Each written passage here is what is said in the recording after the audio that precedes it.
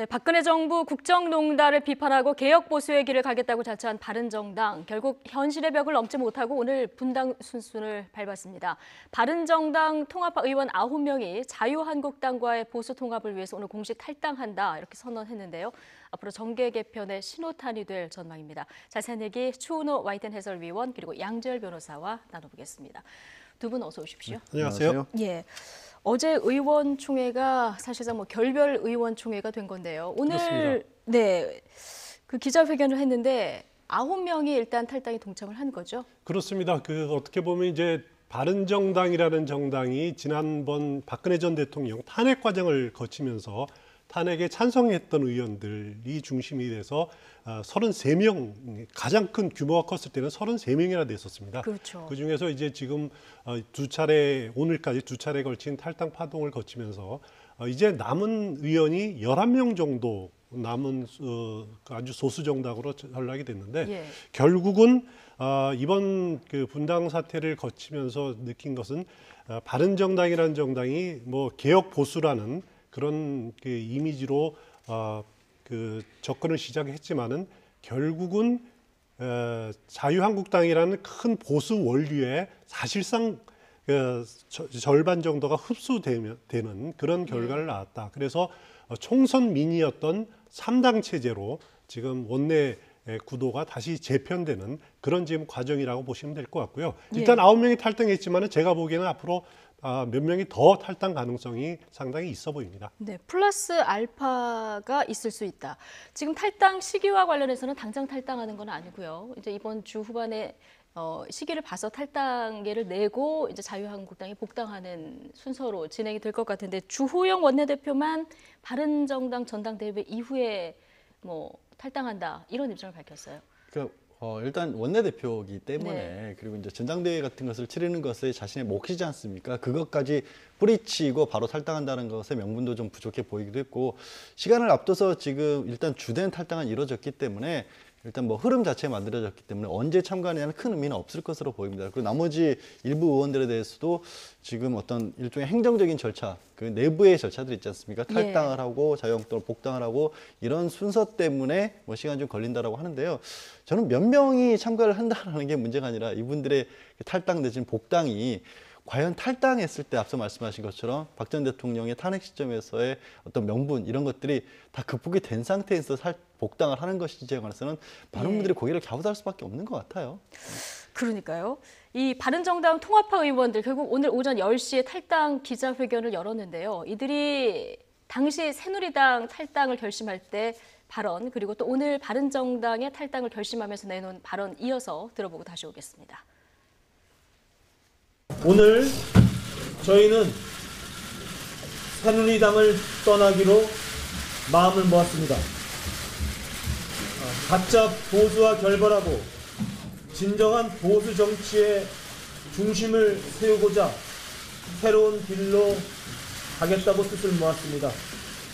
대한민국 정치를 후퇴시킨 친박 패권주의를 극복하고 진정한 보수 정권의 재창출을 위해 새 출발을 하기로 다짐하였습니다.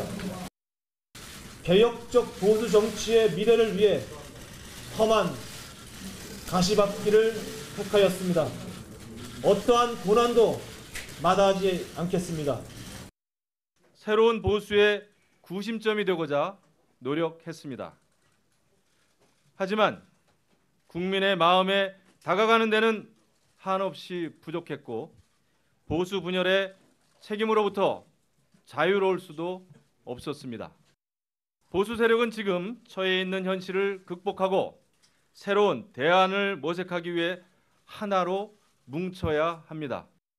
작은 생각의 차이나 과거의 허물을 묻고 따지기에는 대한민국이 처한 상황이 너무나도 위중합니다.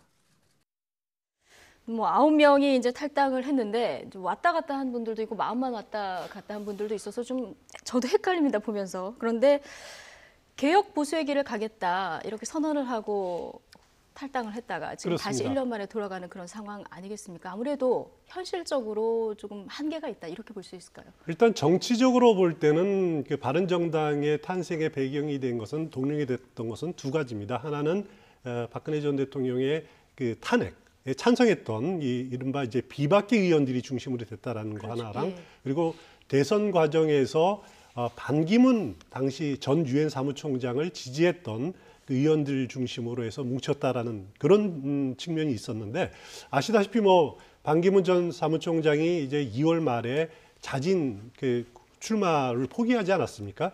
그 직후에 이제 일부 의원들이 한 13명 의원들이 반기문 전 총장을 중심으로 대선을 치르고자 했던 의원들 13명이 1차 탈당을 했던 그렇죠. 거고요. 예. 그다음에 지금 탈당한 의원들의 경우에는 박근혜 전 대통령의 탄핵에 찬성했던 것인 만큼 제명 조치가 자유한국당 내에서 이루어졌기 때문에 거기서 이제 명분을 찾겠다라는 거죠.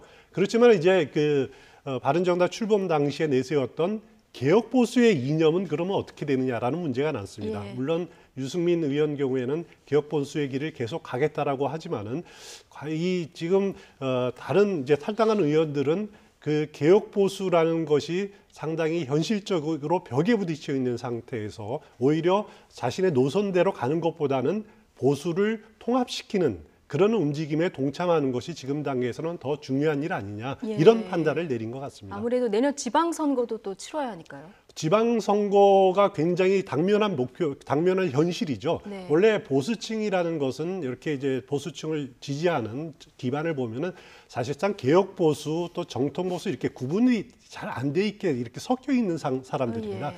위에 물론 이제 국회의원들이나 상층부는 개혁 보수다 아니면은 나름대로 정통 보수다 나눠질 수 있지만은 이번 지지하는 사람들은 별로 그 차이점을 못 느끼는 거거든요. 당장 이 탄핵이라는 사태를 두고 보수 정당이 사상 초유로 분열하는 그런 일은 겪었지만은 이제 그 이후에 지방선거라는 자신들의 문제를 앞두고서는 결국은 보수가 분열해서는 지방선거는 그 다들 이렇게 실패할 수밖에 없다. 그리고 자신들의 정치적 지역적인 기반이 붕괴될 수밖에 없다라는 네. 그 위기 의식들이 현실적으로 상당히 작용한 것으로 생각이 됩니다.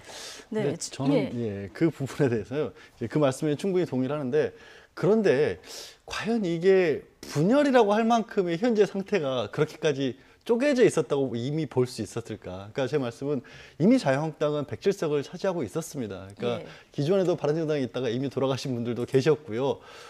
뭔가가 크게 나눠져 있었기 때문에 그것 때문에 현재 지지율이 안 오른다라고 보기에는 이미 자유한국당이 차지하고 있었던 보수의 영역이 컸어요. 그런데도 불구하고 한 자릿수, 두 자릿수 오락가락할 정도로 낮은 지지율이 나왔는데 그럼 여기서 불과 한 9명 정도가 돌아갔다고 해서 대통합이란 말을 쓸 정도가 되느냐, 그 규모가. 그리고 과연 그것이 그분들이 기대하는 만큼의 보수층들이 다시 한번 지지를 보내줄 만한 명분이 있을 것이냐. 그거 말고는 찾을 수 있는 게 없다. 이거밖에 없는 것 같아요. 분열을 극복하는 것이 명분인데 그 자체가 무엇을 위해서 분열을 극복해야 되느냐는 또 나오지가 않고 있거든요. 네. 물론 이제 오늘 기자회견하면서는 문재인 정부에서의 어떤 폭주를 좀 견제해야 된다고 했지만 현재 문재인 정부는 오히려 이게 모든 것이 지지율로 따질 건 아니지만 국민의 지지를 놓고 보면 비교할 수 없을 만큼 높은 지지를 받고 있는데 그걸 견제하기 위해서 숫자만 조금 더 늘렸다? 그게 보수의 대통합이다? 과연 글쎄요. 어쩐지 잘 모르겠습니다. 그럼 양절 변호사 얘기대로라면은 두 당이 조금 합하고 바른정당 의원들이 넘어간다 한들 자유한국당 지지도가 그렇게 오를 것 같지는 않다. 당장 그렇게 큰 성과는 없을 것 같고 물론 현실적으로 말씀하신 것처럼 지방선거에서 어찌됐든 바른정당이 유지가 될 경우에는 예. 주요한 곳들 뭐 수도권이 됐든 아니면 지금 전통적으로 강세를 보여온 지역이 됐든지 간에 그곳에 두 곳이 나올 수밖에 없지 않습니까? 그렇게 될 경우에는 예. 가뜩이나 이제 지금 지지율이 낮은데 살아남을 수가 없다라는 위기의식 그 정도까지는 인정을 합니다만 그거를 넘어서서 이걸 통해서 대통합이 이루어졌다 이렇게 보기에는 너무 좀 모양새가 좀 빠지는 맞습니다. 모양입니다. 그런데 그 일반적인 여론조사를 보면은 이제 자유한국당과 바른정당의 통합에 대해서는 사실 일반 국민들을 상대로 한 여론조사는 부정적인 여론이 상당히 더 높습니다. 하지만은 그 보수 성향의 유권자들을 상대로 한 여론조사를 보면은 네, 한 특정을 해서 70% 정도가 통합을 돼야 된다라는 그런 의견들을 밝히고 예. 있거든요. 그렇기 때문에 바른정당 소속 이제 탈당파 의원들 경우에는 그런 그 지역에서 만나는 지역 여론들이 합쳐야 되는 것 아니냐, 이런 여론들에 상당히 이렇게 그 압박감을 느꼈을 가능성이 상당히 크지 않을까라는 생각을 해봅니다. 그렇군요. 그런데 지금 뭐 9명이 탈당했지만 아까 앞서 말씀하셨듯이 플러스 알파가 더 있을 수 있는 상황 아니겠습니까? 당장 뭐 유승민 의원 측근이라고 알려졌던 김세현 의원이라든가 뭐 오신환 의원 이런 분들이 또 탈당할 수 있다, 이런 전망까지 나오는데요. 그렇습니다. 오늘 탈당한 의원들 보면 홍철호 의원 경우에는 과연 이제 유승민 의원 계라고도 할 수 있는데 이번에 탈당 대열에 합류를 했고요. 또 그리고 남아있는 의원들이나 정치인 중에서도 그동안에 그 전당대회를 당분간 좀 연기하자. 미루자. 그래서 통합 전당대회를 치르자라고 하는 주장을 했던 사람들이 이제 남경필 경기지사뿐만 아니라 그다음에 여러 명이 그런 주장을 했었죠. 네. 그런 분들이 이제 그 먼저 탈당 대열에는 거리를 두긴 했습니다만은 만약에 유승민 의원 중심으로 해서 전당대회가 일정대로 13일 진행이 된다라면은 그것을 명분 삼아서 또 일부 탈당 대열에 합류할 의원들이 충분히 있어 보입니다. 예. 그거는 뭐 어느 정도까지 진행이 될지는 조금 더 상황 추이를 지켜봐야 될 것 같습니다. 그러니까요. 통합전대 주장했던 목소리 가운데 남경필 지사는 이제 지사니까 빼고 의원들 4명 빼면은 그러면 최악의 경우 뭐 7명만 남을 수도 있는 이런 상황이 되는 건데. 자, 이번 바른정당 탈당을 주도한 김무성 의원 역시 지난 새누리당 탈당 당시에 국민들한테 석고대죄하면서 용서를 구한다, 노력이 부족했다, 이런 말을 하기도 했는데요. 하지만 현재 다시 자유한국당으로 돌아갈 수밖에 없는 이유에 대해서는 어떻게 또 얘기를 했을까요? 과거와 현재 발언 같이 들어보시겠습니다. 저희들이 새로운 길을 가기에 앞서서 먼저 국민 여러분들께 석고 배제하면서 용서를 구합니다. 새누리당은 박근혜 대통령의 사당으로 전락해서 국민과 당원 동지 여러분들을 실망시켰습니다. 저희들은 이러한 상황을 목숨을 걸며 싸우면서 막아야 했었습니다마는 저희들의 노력이 부족했다는 점을 인정합니다. 저희들이 바른 정치를 하겠다는 의지로 바른정당을 창당해서 대선에 도전을 해봤는데 대선의 결과는 참담했습니다. 또 저희들이 더 치열한 노력을 했었어야 됨에도 불구하고 그러한 노력 부족으로 국민들의 지지를 받지 못한 것은 저를 비롯한 우리 모두의 책임이라고 생각을 합니다. 그 모든 비난을 다 감수하더라도 현 시점에서는 보수가 통합해서 문재인 정부의 폭주를 막아야 된다는 가치가 더 우선이라고 생각했기 때문에 이런 결단을 내렸다 하는 점을 이해해 주시기 바랍니다. 비난보다는 문재인 독주를 막아야 하는 게 더 시급하다, 이런 얘기를 했는데 사실 김무성 의원 하면 이제 회군이란 단어도 좀 떠올라서 마지막 의총에서 혹시 회군하지 않을까 또 생각을 했는데 탈당을 감행을 했습니다. 그러니까 참 원망스러울 것 같아요. 유승민 의원 같은 경우에 사실 지난해 탈당을 할 때도 어찌 보면 김무성 대표 당시 의원이 앞장서서 좀 나왔지 않습니까? 그런데 그렇죠. 악연이라고 할 수 있는 게 유승민 의원이 현재의 정치적 어떻게 보면 곤욕을 겪게 된 계기가 이제 박 전 대통령과의 갈등을 겪었을 때, 원내대표였을 때 배신의 정치인으로 찍혔을 때 그때 바람막이가 못 돼줬던 게 당대표였으면서 또 김무성 의원이었거든요. 그랬는데 탈당할 때는 또 유승민 의원과 함께 어떻게든 나와서 다시 당을 차렸다가 다시 돌아갈 시점에는 결국에는 혼자 또 돌아가는 그런 모양새가 되니까 그래서 뭐 한때는 무성대장이라는 표현이 들릴 정도로 어떤 정치적인 대권 주자로까지 거론됐던 분의 입지치고는 생각보다는 저는 명분이 좀 적게 보이고 아까 이제 추은호 의원께서도 말씀하셨죠. 주변의 보수적인 정치인들, 그러니까 저분들 주변의 어떤 유권자들, 지지자들은 이제 분열에 대해서 이게 합쳐져야 된다는 말씀을 끊임없이 하니까 지금 말씀하신 것처럼 이게 문정권을 견제하기 위해서라도 우리 합칠 수밖에 없다고 하는데 전체 국민으로 놓고 봤을 때는 과연 이분들에게 통합을 권유하는 그 숫자가 얼마만큼이 될지도 생각을 좀 해보셨으면, 적어도 보수 안에서도 그분들이 과연 그렇게 많을지 하는 거는 생각을 해보셨으면 좋겠습니다. 지금 저희가 화면으로 계속 보여드리고 있는데 33명이 탈당하면서 바른정당 탈당할 때 저렇게 국민들한테 무릎까지 꿇으면서 개혁 보수의 길을 가겠다, 이렇게 얘기했는데 이제 1년 만에 돌아섰는데요. 이런 어떻게 보면은 이번에 탈당을 좀 앞에서 이끈 것이 김무성 의원인데요. 이런 행보는 어떻게 보십니까?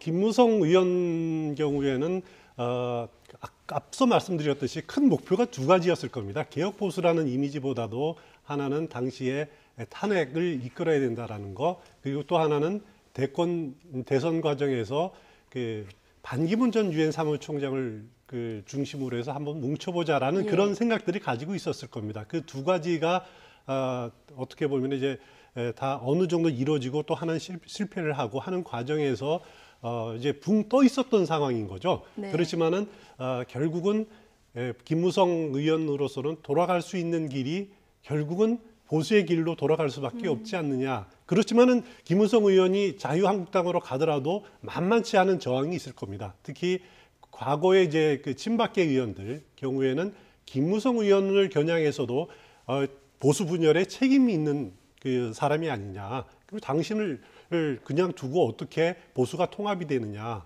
그 보수가 치유됐다고 이야기할 수 있냐라고 주장할 여지가 충분히 있어 보입니다. 김무성 의원은 자유한국당에 들어가더라도 그런 그 친박계를 중심으로 한 공격에 스스로를 방어해야 되는 그런 문제가 남아 있습니다. 그런 과제가 남아 있습니다. 그렇죠. 그래서 그 과정에서 뭐 차후 이야기가 더 나올지 모르겠습니다만 그 과정에서 자칫하다가는 서청원, 최경환 의원의 그 제명 문제, 이 문제와 김무성 의원의 책임론하고 맞물려서 이 모든 일들이 나머지 그 자유한국당 내의 친박 청산이라든가 이런 문제들이 지리멸렬해질 가능성이 저는 상당히 높아 보입니다. 지금 들어가서 싸우겠다 이 얘기를 했는데 이게 굉장히 힘들어질 수 있다.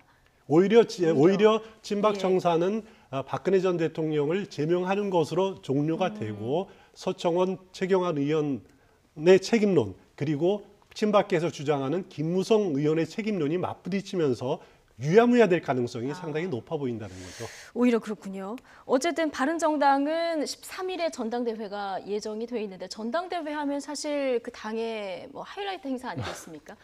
뭐 반쪽짜리를 떠나서 굉장히 썰렁한 전당대회가 될 그런 전망이에요.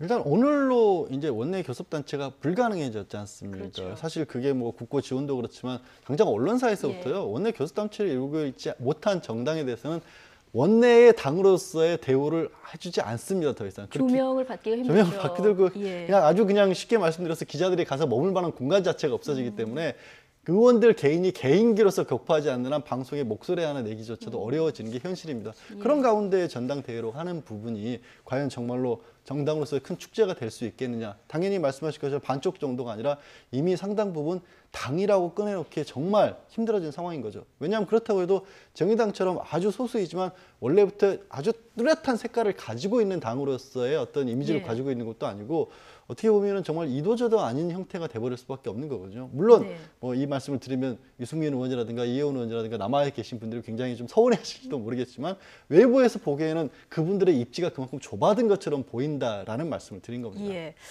지금 당 대표 경선에 출사표를 던졌던 분이 뭐 6분이었었는데 지금 몇 분이 또 그 철회를 했습니다. 그렇습니다. 전격 사퇴를 한 그런 상황인데 2명이 지금 박인숙, 정운천 의원 2명이 이제 경선 후보직에서 사퇴를 했는데요. 이게 그냥 사퇴인지 추가 탈당의 뜻이 있는지 한번 들어보시겠습니다. 나머지 3분이 토론회 그냥 이제 토론을 진행하시고 전대 계속 하겠다는 뜻 밝히시면 탈당할 의사도 있으세요? 그것까지는 아직 고려하지 않고 있습니다. 일단은 저희 목적은 전대를 연기해서 지금 한 달 정도는 꼭 수기 기간을 갖는 탈당이라는 단어를 쓰셨는데 그는 꿈에도 생각하지 않고요. 저는 어떻게 해서든지 이 바른정당 살리려고 하는 노력의 일환이라고 봐주시면 고맙겠습니다. 마음에 안 든다고 탈당한다는 거 그거는 굉장히 전혀 아닙니다. 아직 탈당까지는 고려하지 않는다. 끝까지 한번 노력을 해보겠다 이런 얘기를 하고는 있는데요. 어떻게 들으셨습니까? 그거는 일단 그 개인적인 그 정치적인 상황이 굉장히 좌우를 많이 할 겁니다. 예를 들어 정운천 의원 경우는 지역구가 전북 전주 아닙니까? 그렇죠. 전주에서 자유한국당 소속으로 가서 다음 선거를 겨냥한다라는 것은 굉장히 어려운 상황이거든요. 그래서 정운천 의원 경우에는 아마 자강파로 계속 바른정당에 남아있든지 최악의 경우에는 무소속으로 만약에 탈당을 한다면은 탈당을 하면서 다른 경우를 노릴 가능성이 상당히 있어 보입니다. 물론 남아 있을 가능성도 있고요. 그리고 만약에 박인수 경우에는 서울 송파 을인가 그럴 겁니다. 거기에는 또 이제 자유한국당의 유력 주자가 누구 있느냐, 경쟁 상대가 누구냐 이런 저런 상황들이 막 작용을 하기 때문에 네. 지금 상태로서는 탈당을 안 한다라고 말을 하지만은 만약에 정치적 환경이 변한다면은 뭐 다른 결정을 내릴 가능성도 충분히 있어 보입니다. 각자 지역구에 따라서 이런 약간 또 뭐 해석의 여지가 또 있군요. 그런데 김무성 의원 이들에 대해서도 이제 나중에 합류할 가능성이 있다. 김무성 의원은 또 이런 얘기도 했거든요. 김무성 의원은 지금 들어갔을 경우에 과연 본인이 당대표까지 했었을 때에 어느 정도 힘 내지 세력을 구축할 수 있느냐가 관건인데 지금 여전히 잠깐 앞서도 말씀드렸지만 친박 같은 경우는 김무성 의원에 대해서도 일정한 책임론을 물을 수밖에 없는 상황이거든요. 그러니까 책임론이 필요한 상황이에요. 친박으로서는 아직 청산되지 않고 자기들에게 책임이 다 돌아오면 김무성이라는 외부 세력에 들어와서 현재의 당내에서 대표지만 꾸준 어떻게 보면 굳건한 지지 기반이 없는 홍준표 대표와 두 분이 네. 잡는 것을 이렇게 결합해서 세를 막는 걸 막아야 하는 거거든요. 그런 의미에서는 김무성 의원은 마찬가지로 한 명이라도 더 데리고 들어가야 자신이 외부에서 들어가는 지원 세력으로서 입지라고 해야 될까요? 이런 부분이 충분히 생기기 때문에 한 분이라도 더 끌어야 되고 바른정당 같은 경우에는 사실 말씀드렸다시피 당원들도 외부에서도 그렇게 볼 것이지만 내부에 들어가 있는 의원들 입장에서도 기둥이 뒷받침이 돼주지 못하는 존재가 돼버렸거든요. 그럼 결국에 이제 각자 도생을 할 수밖에 없고 각자 도생을 하는 과정에서는 자유한국당이라고 하는 아직까지는 그래도 당 체제로 봤었을 때 네. 튼튼한 기반을 가지고 있는 것이 나을 수도 있다는 판단을 할 것이고 그 판단을 김무성 의원이 자꾸 부추기는 거죠. 그래도 자유한국당에 들어오면 바람막이가 방패가 돼줄 수 있다. 자유한국당 울타리 안에서 예. 선거를 치러도 그렇게 치르는 것이 낫다. 뭐 이런 거를 독려를 한다. 이런 말씀이신데요. 어쨌든 오늘 2시에 바른정당 뭐 첫 번째 TV 토론회가 있다고 하는데 아직까지 뭐 취소 소식은 없다고 합니다. 아직 탈당계를 내지를 않은 상태이기 때문에 예. 아직까지는 뭐 원내 교섭단체 유지하고 있는 상황은 맞습니다. 그렇죠. 그렇기 예. 때문에 오늘 예정이 된 TV 토론은 뭐 예정대로 진행이 될 가능성이 높지 않을까라는 생각이 듭니다. 그럼 나오게 되면은 유승민 후보가 당 대표가 될 가능성은 가장 높은 건가요?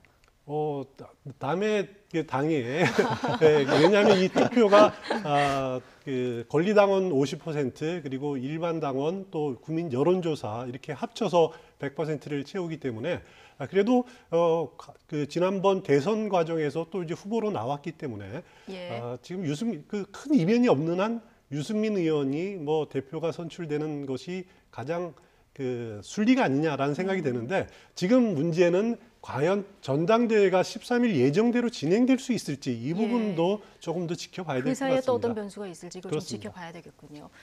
그런데 유승민 의원, 과거 박근혜 전 대통령이 배신의 정치로 낙인 찍으면서 공천 파동으로 시작해서 대선 출마, 또 바른정당의 분당까지 그동안 참 여러 고난이 많았는데요. 그동안 유승민 의원이 지나온 고난사를 정리해봤습니다. 장민정 앵커입니다. 정치 초년생 시절 유승민 의원은 원조 친박이었습니다. 박근혜 전 대통령이 한나라당 대표였을 때 비서실장을 지내면서 가까운 거리에서 모셨지만 쓴소리를 못 참는 성격 탓에 친박 대열에서 조금씩 멀어졌습니다.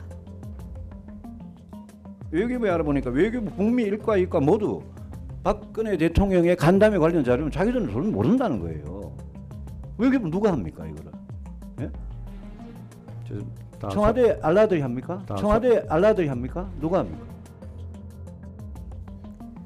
이런 유승민 의원이 새누리당 원내대표직에 출사표를 던졌을 때 당연히 우려의 목소리가 있었습니다. 당이 대통령과 다른 목소리를 내면 자칫 콩가루 집안이 될 수 있다는 건데요. 유승민 의원은 아니다, 청와대와 잘 소통해서 찹쌀가루 집안을 만들어 보겠다고 다짐하기도 했습니다. 저는 대통령께 한결같이 그 자리를 지키는 아낌없이 주는 나무와 같은 존재가 되고 싶습니다. 제가 되면 정말 콩가루 집안이 아니라 진정으로 청와대하고 소통하고 대화하고 해서 찹쌀가루 집안을 제가 확실하게 만들었습니다. 예, 그러니까 아무 걱정하지 마십시오. 하지만 할 말은 해야 하는 성격이 어디 가겠습니까? 이후에도 입 바른 소리를 하다가 청와대에 소위 찍혔습니다. 박근혜 전 대통령도 불편한 심경을 감추지 않았는데요. 결국 쫓겨나듯 원내대표 자리에서 물러나야 했죠. 정세 없는 복지는 허구임이 입증되고 있습니다. 이제 우리 정치권은 국민 앞에 솔직하게 고백해야 합니다.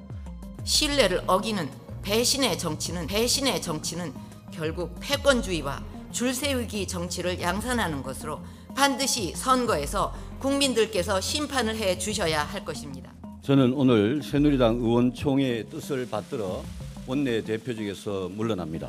저희 정치 생명을 걸고 대한민국은 민주공화국임을 천명한 우리 헌법 1조 1항의 지엄한 가치를 지키고 싶었습니다. 이후 새누리당을 나와 바른정당을 창당했지만 대선을 코앞에 두고 한 차례 탈당 사태를 겪었습니다. 당시 유승민 후보는 이순신 장군의 말을 인용해 담담하게 심경을 밝혔습니다. 오늘 이제 바른정당에서 국회의원 13분이 당을 떠났습니다. 참 힘들고 어렵고 외롭지만 저는 실망하지 않습니다. 저는 이순신 장군 생각합니다. 신에게는 12척의 배가 남았다.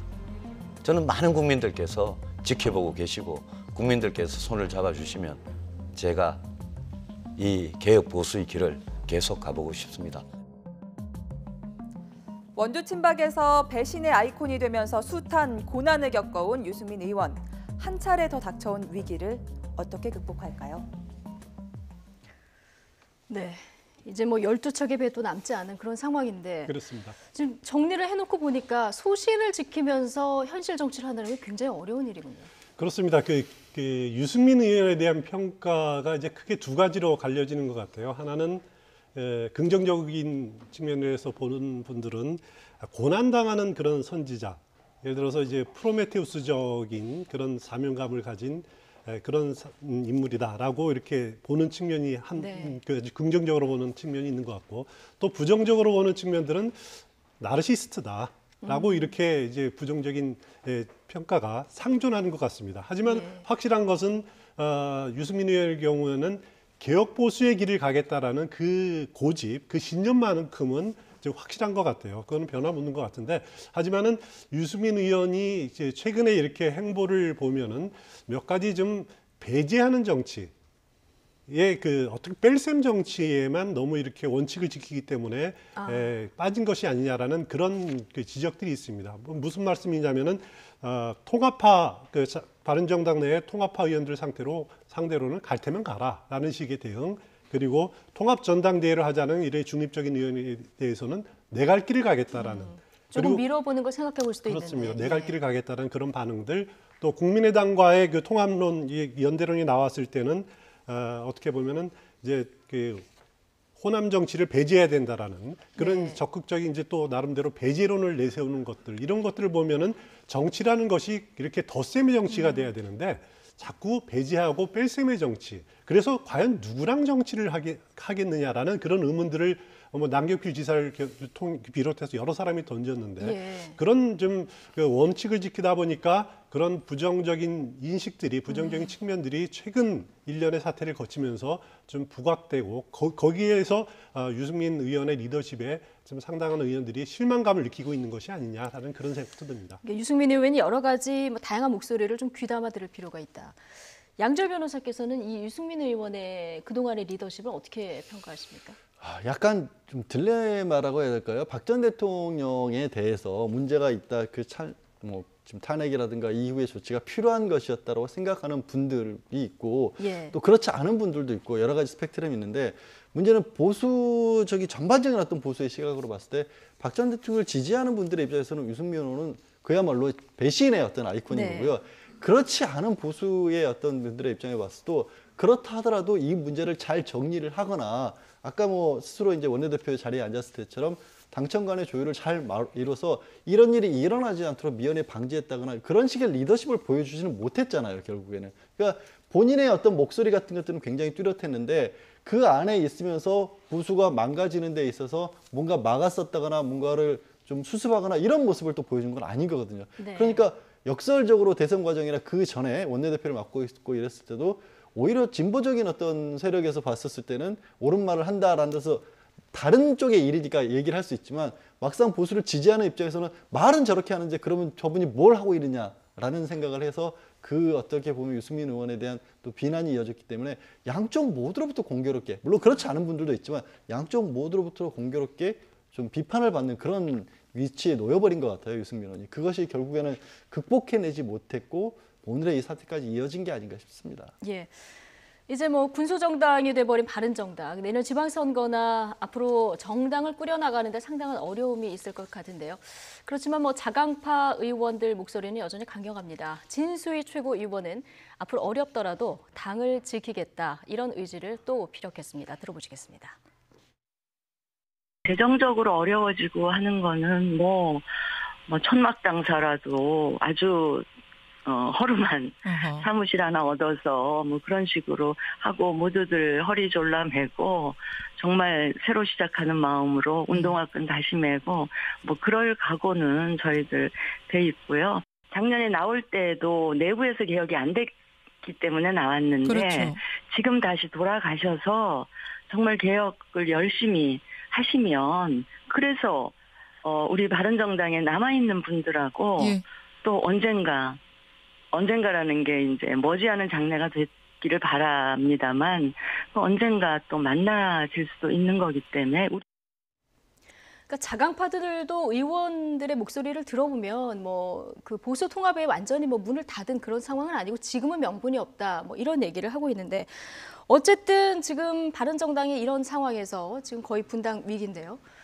그러면은 아까 양지열 변호사 얘기하셨지만 언론 관심도에서도 이미 그렇습니다. 멀어지고요. 재정적으로도 굉장히 현실적으로 어려워지는 그런 상황 아니겠습니까? 당장 그 원내 교섭단체가 붕괴가 되면은 국회 의사 그 결정 과정에 배제가 됩니다. 그러니까 예. 협상 파트너가 될 수 없다는 거죠. 그렇기 때문에 예를 들어서 이제 국회 상임위원장직 이런 것들 또 간사 이런 것들 다 내놓고 국회 대정부 질문할 때도 뭐 밀리고 뭐 이런 국회 운영 과정에서 여러 가지 그 소수 정당의 서름을 겪을 수밖에 없을 겁니다. 하지만 그 재정적인 어려움을 이야기를 따져보면은 굉장히 심각한 상황에 봉착할 수밖에 없을 겁니다. 왜냐하면은 우리나라 헌법에는 그 정당의 운영을 국고에서 이렇게 보조할 수 있도록 돼 있고요. 그래서 이달 15일에 4분기 국고보조금이 나갑니다. 15일이군요. 15일 기준으로 해서 4분기 국고보조금이 나가는데 그 전에 만약에 바른정당이 원내 교섭단체를 유지를 했더라면은 4분기 몫을 대략 제가 계산해 보니까 한 14억 7,800만 원 정도를 받았을 겁니다. 그런데 원내 교섭단체가 붕괴가 되고 지금 9명의 의원이 탈당하게 되면은 제 계산으로는 한 그 바른정당이 4분기에 받을 수 있는 돈이 6억 정도에 불과합니다. 6억 정도에 불과한다면 뭐냐면 절반 이하로 뚝 떨어지는군요. 그렇습니다. 절반 이하로 떨어지고 이 분기마다 그러니까 만약에 1년에 4번 아닙니까? 그럼 한 36억이 더 넘을 겁니다. 34억 정도가 떨어지는데 또 거기다가 무슨 일이 있냐면 내년은 지방선거를 치르지 않습니까?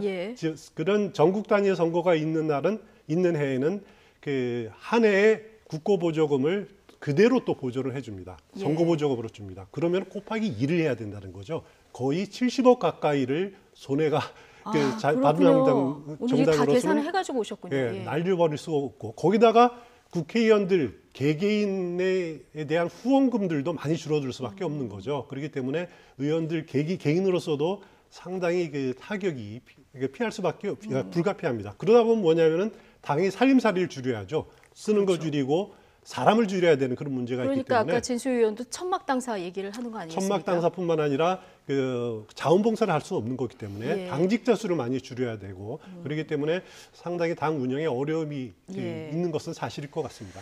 앞으로 이 남아있는 자강파 의원들이 이 현실적인 어려움을 어떻게 뚫고 나갈지 지켜봐야 될 것 같은데 지금 국회도 4당에서 3당 체제로 이제 재편이 되는 거 아니겠습니까? 그런데 자유한국당 의석이 좀 9석이 보태지면은 지금 107석이니까 116석이 되는 거고요. 민주당이 지금 121석 아니겠습니까?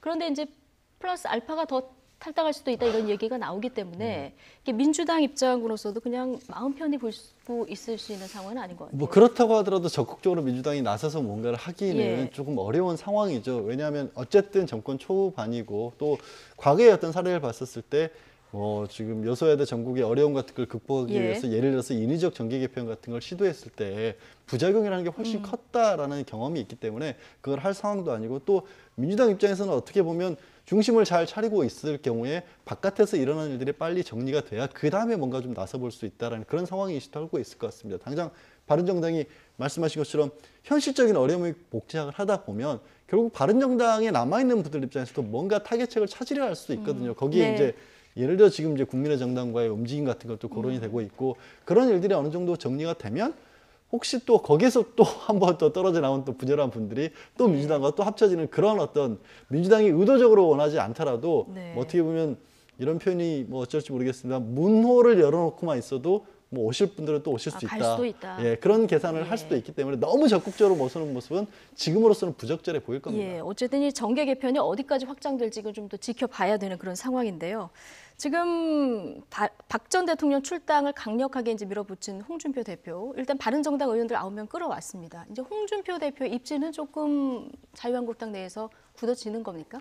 그렇게 보기에는 좀 어려움이 있습니다. 예. 왜냐하면은 지금 그 박근혜 전 대통령을 제명 조치했지만은 여전히 서청원 최경환 의원의 그 제명 문제가 아직 그 지금 펜딩돼 있다. 네. 보류돼 있다라는 거죠. 그렇죠. 물론 홍준표 대표로서는 그 의원총회를 소집할 수 있는 권한은 정우택 원내대표한테 있다. 그렇기 때문에 그렇게 말하고 자신은 한 발 빠진 상황입니다만은 그렇지만은 여전히 친박계가 지금 상당수를 차지하고 있는 상황에서 의원총회가 열리더라도 3분의 2의 그 찬성을 얻기는 상당히 어려울 겁니다. 물론 네. 바른정당 탈당파 9명이 합류를 해서 뭐 이렇게 그 홍준표 대표의 의견에 동조하는 의원들이 많아지면은 좀 유리한 환경이 조성이 될 수는 있겠지만은 근데 친박 의원들은 김무성 의원 들어오면 또 투쟁하겠다 그렇습니다. 이런 목소리 물리적으로 어려울 거고 또 정우택 원내대표의 임기가 12월 15일입니다. 12월 네. 15일까지는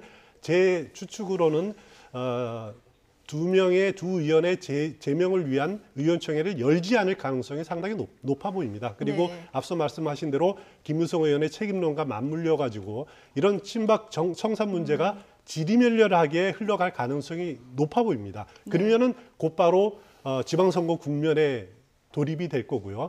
그러면 어떻게 되냐면 지방선거에서 만약에 자유한국당이 어느 정도 성과를 거둔다. 라고 하면 홍준표 대표의 입지는 굳혀질 수 있을 겁니다. 여기서 하지만 성과를 못 거두면 거기서 못 거두면 친박계가 다시 힘을 합쳐서 예. 홍준표 대표를 밀어내려고 하는 움직임은 다시 불거질 가능성이 충분히 있기 때문에 예. 이들 9명이 바른정당 9명이 지금 합류됐다고 해서 홍준표 대표로서는 엄청난 힘은 되는 것은 사실이지만 상황을 반전시킬 그럴 결정적인 카드를 진 것은 아니다라는 생각이 듭니다. 그렇군요.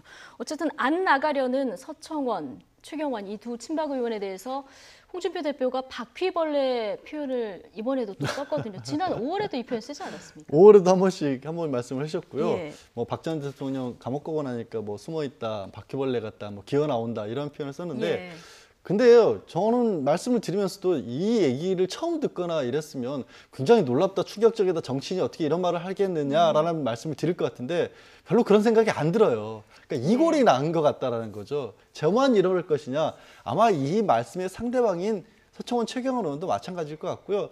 또 이 말씀을 딱히 서청원 최경환 의원에게 하신 것 같지도 않아요. 어디 이렇게 멀리 바라보면서 혼잣말 하시는 것처럼 SNS 같은 데 올리신단 말이에요. 그러니까 당대표로서 어떤 공적 기관 내에서 이렇게 드러내놓고 정말로 요구하는 말씀인지 아니면 야, 우리 이 정도까지 얘기하고 있으니까 뭐 좀 묻어둡시다 라는 얘기를 바깥에 대고 하는 건지 바른정당 의원들 당장 들어온다고 하는데 누군가는 그럴 거 아닙니까?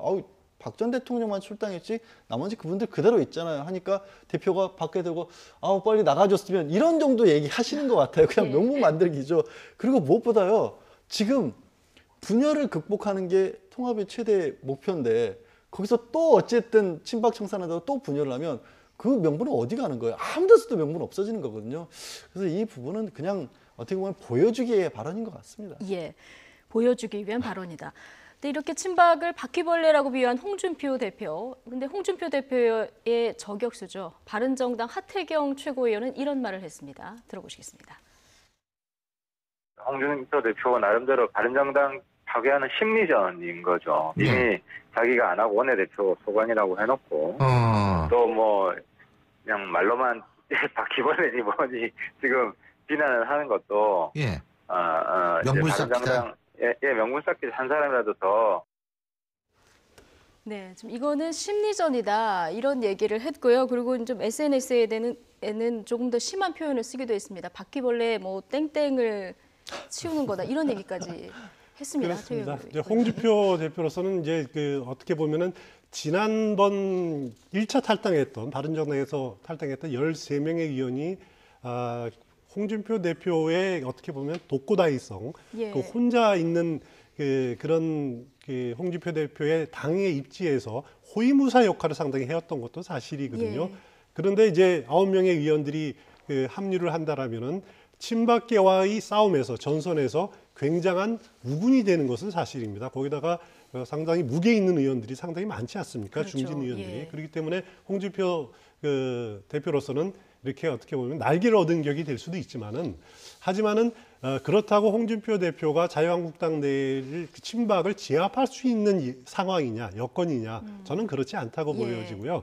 양쪽이 물론 이제 힘의 균형은 홍준표 대표로 많이 쏠려 있지만은 어느 정도 균형을 이뤄가면서 이런 지리멸렬한 상황은 지방선거 때까지 끌고 갈 가능성이 상당히 높다라는 거죠. 왜냐하면 완전히 제압할 수 있을 정도의 힘이 지금 홍준표 대표에게는 없다라는 것이 일련의 과정에서 통해서 지금 드러나고 있는 것이 아닌가. 그래서 홍준표 대표로서는 스스로의 정당성을 이렇게 표현하기 위해서 이렇게 강한 어조들을 많이 표현을 쓰고 있는 것 같습니다. 네, 홍 대표가 친박을 제압하기는 여전히 좀 어려워 보인다 이런 얘기 해주셨는데 한국당 내 뭐 친박 세력 여전히 무시할 수 없는 세력 아니겠습니까? 박 전 대통령 출당 직후에 서청원, 최경환, 김태흠 의원은 당원 당규 위반이다. 이번 출당은 원천 무효다 이렇게 주장을 하고 있는데요. 여기에 정우택 원내대표 역시 같은 뜻을 밝혔습니다. 들어보시겠습니다. 지난 최고회의에서 박근혜 전 대통령의 제명 처리에 대해서 저는 조금 유감의 말씀을 먼저 좀 드리지 않을 수 없습니다.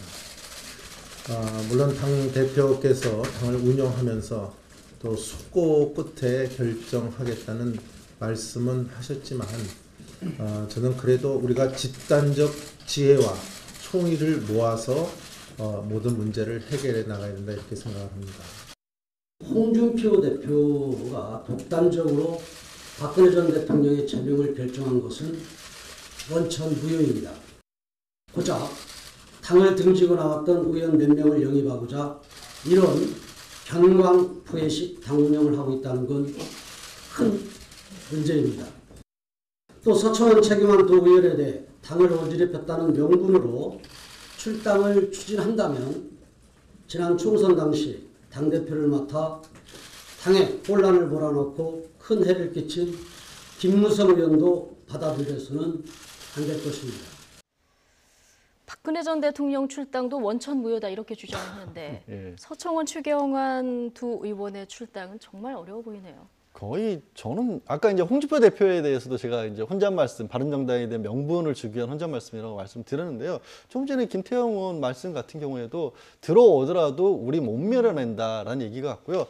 어떨 때는요, 정치하시는 분들의 말씀들이 참 이게 뭐 초등학생들 싸움하는 것 같은 수준으로 야 이게 뭐 1학기 때 네가 그랬지 그러니까 2학기 때 지난 학년에는 당신이 그런 일 했었잖아 다 과거사 끄집어내가지고 뭐 누구는 잘했어 누구는 못했어 이런 얘기 반복하는 것 같아요. 근데 그러면서 아까 제가 드렸던 말씀을 좀 정정해야겠네요. 대통합이 이루어지고 있기는 있습니다. 그러니까 어떤 형태로든지 간에 이제 보수가 다 뭉치는 보수의 형태를 띈 분들이 다 뭉치는 그런 모양새를 가져가고 있고 정우택 원내대표 같은 경우에는 뭐 아주 친박으로 분류가 되지는 않지만 본인이 가지고 있는 지역구라든가 이런 지역의 기반 자체가 친박계에 대해서도 강력한 모습을 보였을 경우에는 별로 또 자신에게도 득이 안 된다는 판단을 하시는 것 같아요. 그렇기 때문에 저렇게 사실 당원 당규만 놓고 봤었을 땐 저게 제명 절차가 아니라고 볼 수 있는 여지가 더 커요. 홍준표 대표 그랬잖아요. 이거 내가 만든 거다. 이거 제명이 아니라 탈당 본의 절차다. 내가 만든 절차. 예, 명문으로 나와 있는데도 그거를 또 다 인정을 안 하시면서 저렇게 하시는 거는 결국엔 다 덮고 가자는 거죠. 그래서 1차적으로 지금 정우택 원내대표의 임기가 1년입니다. 원내대표 임기가 1년인데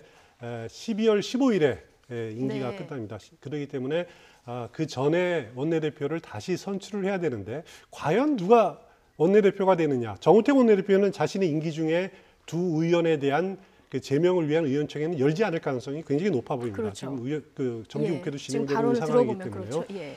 그렇기 때문에 그 새로운 원내대표가 누가 되느냐, 친박계가 믿은 사람이 되느냐, 아니면 홍준표 대표에 가까운 인사가 되느냐가 굉장히 중요한 지금 문제가 되는 거죠. 그렇기 예. 때문에 그 원내대표 선거를 겨냥해서 양측의 새싸움, 기싸움이 굉장히 치열할 겁니다. 1차 힘 겨루기가 거기서 진행이 될 거고, 그래서 좀 더 그런 상황을 지켜봐야지 어느 쪽이 우세가 취해질 수 있느냐라는 것이 판가름 날 것 같습니다. 예.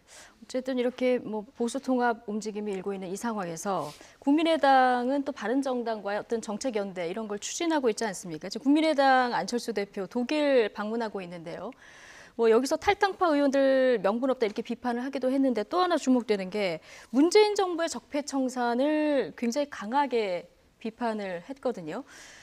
뭐 지금 복수하려고 정권을 잡느냐 이런 식이면 국가의 미래가 없다 이런 얘기를 했더니 민주당 쪽에서는 MB 아바타 소리 그러니까 듣는 거다 이런 얘기를 했는데 사실 MB 아바타 하면 안철수 대표에게는 굉장히 아픈 얘기 아니겠습니까? 굉장히 아픈 얘기죠. 본인은 다른 것보다도 이제 대선 토론회 과정에서 저 말씀을 꺼내서 그걸로 어떻게 보면 문재인 당시 후보에게 좀 상처를 입히려고 꺼냈다가 오히려 역풍을 맞아서 그게 본인에게는 뭐 독이 됐던 그런 말이기도 하고요.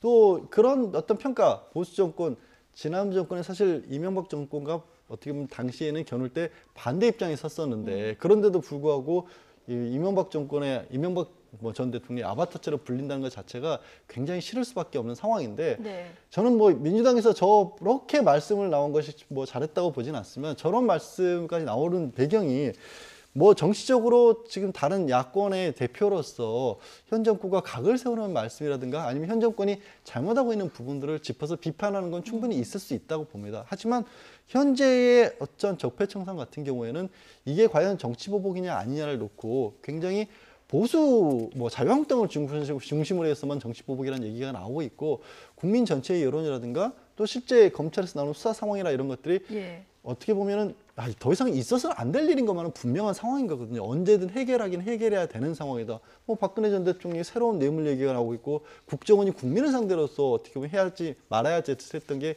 연일 나오고 있는데 그거를 마치 싸잡아서 양쪽도 양비론처럼 묶어버리면 좀 안철수 대표가 결국에는 자유한국당이나 내지는 보수 쪽에 어떤 손을 들어주는 게 아니냐라는 말을 들을 수도 있는 거기 때문에 뭔가 차별화 전략을 세워야 하니까요. 그렇죠. 차별화인데 좀 잘못된 방향의 차별화 같다는 거 제가 드릴 말씀은 저런 거를 잡아서 차별화를 하게 되면 결국에는 저 여권에서 나온 것처럼 MB 아바타 같은 얘기가 근데 저거는 저도 당에서 할 얘기는 아니었던 것 같습니다. 당에서 할 얘기는 아니다. 추은호 위원님, 지금 국민의당이 당사 이전을 검토를 하고 있다고 하는데 바른정당이 위치한 그 건물로 들어가는 이런 보도가 있었어요? 네, 그렇습니다. 그 부분은 제가 아직 확인을 좀 또 확인을 해보기로 하고요.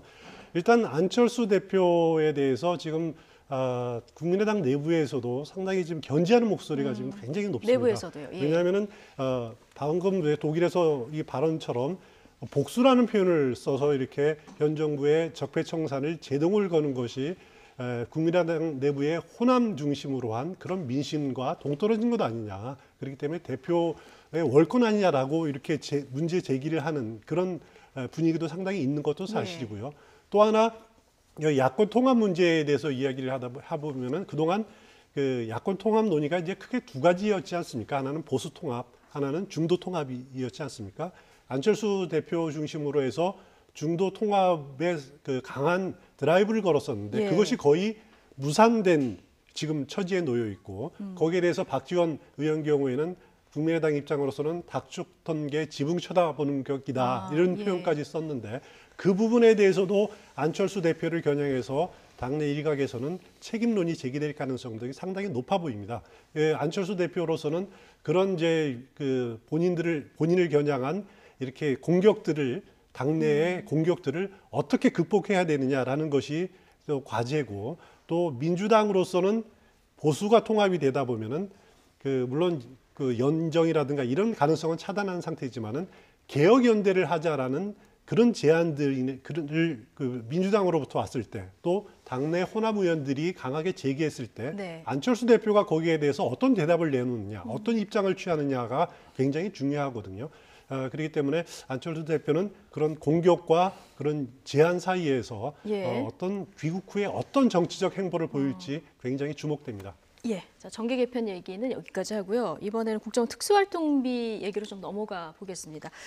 지금 이 국정원에서 청와대로 흘러간 돈, 이 용처가 어디인가 여기에 대해서 정확히 나오지 않다 보니까 여러 가지 이제 합리적으로 의심할 수 있을 만한 것들의 내용이 자꾸 나오고 있는데 박근혜 전 대통령의 국정농단 재판, 이제 변호사들이 여러 명 있지 않았습니까? 물론 이제 지금 다 사퇴하긴 했습니다만 여기에 이제 수억 원에 달하는 변호사비가 현금으로 지불이 됐다. 그런데 혹시 이것이 국정원에서 청와대로 흘러간 그 돈이 아닐까? 이런 얘기가 또 나오고 있어요. 이게 혐의 자체는 뇌물인데요. 원래 예. 뇌물에서는 대가 관계나 직무 관련성이 있는 것만 검토를 하면 되지 받은 돈을 어디에 썼는지는 별로 검토를 안 합니다. 그런데 이 사건의 경우에는 어디에 사용했느냐가 뭐 일각에서 주장하는 것처럼 과거에 잘못된 가능했지만 정치나 통치 자금 용도로 쓰인 게 아니냐, 청와대에서 공적으로 쓴 게 아니냐, 잘못됐더라도 어쨌든 그렇게 쓰였더라도 뇌물로 보기가 어려워지는 거거든요. 그렇죠. 하지만 박 전 대통령이 이걸 사적으로 이용을 했다면 뇌물일 가능성이 훨씬 높아지는 거기 때문에 어디에 썼는지까지도 지금 관심을 모으고 있는 거고요. 그래서 지금 용처가 굉장히 중요하다는 그렇습니다. 거죠. 그리고 예. 지금 전체적으로 받은 게 최소한 40억 원 가량이 드러나 있는데 네. 뭐 박 전 대통령이 지금까지 뭐 여러 가지 사건들에서 드러난 걸로는 뭐 의상비라든가 비선 진료와 관한 돈 정도가 생각나지만 목돈이라고 부를 정도는 아니거든요. 그래서 나오는 것 중에 하나가 지금 말씀하신 것처럼 이제 탄핵 심판이라든가 아니면 형사 재판 과정에서의 변호사 비용으로 지급을 한 게 아니냐라는 얘기가 나오고 있고, 이 부분은 어느 정도 확인이 가능한 게요. 변호사들 같은 경우 사건을 수임하면 소속 협회에 얼마의 어떤 사건을 수임했다는 걸 다 신고를 하도록 돼 있습니다. 그러니까 저 같은 경우 이제 서울지방변호사협회 소속이기 때문에 그런 식의 어떤 신고를 하고 현금으로 받았느냐 아니면 세금으로 받았느냐 이것도 세무 문제가 있기 때문에 다 신고를 하거든요. 이거는 생각보다 쉽게 확인이 가능할 것 같고. 쉽게 확인이 가능합니다. 근데 5만 원건 현금이잖아요. 숙제도 아니고. 본인이 그러니까 변호사들이 신고를 해야 되거든요. 네. 근데 내가 양지를 한 사람이 얼마에 받았고 이걸 현금으로 했으나 이런 걸 세무에도 신고를 하게 되고 협회에도 신고를 해야 되기 때문에 뭐 신고가 안 이루어졌다면 이건 또 다른 문제가 되기 때문에 그렇게는 보기 어렵기 때문에 얼마만큼이나 썼는지가 나온다면 이거는 박 전 대통령이 예금 자산이라든가 아니면 뭐 재산 변동 현황 신고를 했었을 때 나오는 돈과 비교를 하면 얼마만큼이 빠지고 비고 그거를 그러면 이걸로 메웠겠구나 하는 추측이 가능한 거고, 또 하나는 새롭게 이제 내곡동 쪽에 자택을 새로 마련했지 않습니까? 그렇죠. 그 자택에도 어느 정도 돈이 필요했던 게 아니냐는 추측도 나오고 있는 상황입니다. 네, 양 변호사, 그 부분에 대해서는 뭐 아직 아무것도 확인된 건 없습니다. 그렇죠. 그렇지만 이제 여러 가지 정황을 보면은 삼성동 자택을 팔았을 때가 올해 이제 3월 말쯤에 팔았었는데 그때 판매 대금이 67억 5천 정도였습니다. 그리고 내곡동 사저를 그 집을 구입했을 때 든 돈이 28억이었거든요. 한 29억 정도 차이가 있다라는 거죠. 네. 거기다가 박근혜 전 대통령이 그 퇴임 때 갖고 있던 예금 자산이 한 10억 정도가 있다. 네. 그러면 39억 정도를 보유하고 있다라는 거죠. 그럼 그 돈이 일부가 상당수가 변호사 비용으로 쓰여졌을 거다라고 이제 박근혜 전 대통령 측은 주장을 하고 있는 거고요. 이 예금이 줄었는지 안 줄었는지 그런 것들을 다 따져보고 물론 세금이라든가 뭐 이런 거 이사 비용이라든가 그 공제를 해보면은 뻔히 이제 드러나는 돈이기 때문에 그래서 앞으로 검찰 수사가 과연 이게 그 특수활동비로 어떤 40억 중에서 변호사 활동비로 쓰였느냐 아니면 다른 데로 쓰였느냐라는 것을 조사하다 보면은 그 주택 거래 이것까지도 검찰이 들여다볼 가능성이 상당히 높아 보인다는 거죠. 그러다 보면 아마 그 어떻게 유용이 됐는지 여부가 드러날 거라고 생각이 됩니다. 네, 양지열 변호사님. 근데 만약에 이 어디에 쓰여 있는지 정확하게 용처가 이게 규명이 안 되면 이게 여기서 흐지부지 끝나는 겁니까? 아니면 상납을 받은 것 자체로도 처벌이 되는 겁니까? 돈을 받은 거 더하기 최소한 대가 관계 정도까지는 돼야 되는데 대통령이란 신분이 있고 지금 다른 어떤 재판 같은 경우에는 뭐 기업을 통해서 다른 재단이라든가 최순실 씨에게 갔다는 게 문제가 되지만 예. 이 경우에는 박 전 대통령에게 직접적으로 갔다라는 거거든요. 그래서 그런 부분을 설령 다 완벽하게 밝혀내지 못하더라도 뇌물죄 판단이 가능할 것 같고요. 네. 가사 뇌물죄가 정말로 안 되더라도 액수가 1억 원이 넘어가게 되고 적어도 국정원 특수공작사업비라고 지금 국정원에서 밝히고 있기 때문에 이게 다른 용도로 전용된 것만은 맞거든요. 그러면 국고손실죄를 피하기는 어려워 보이죠. 최소한. 그렇군요.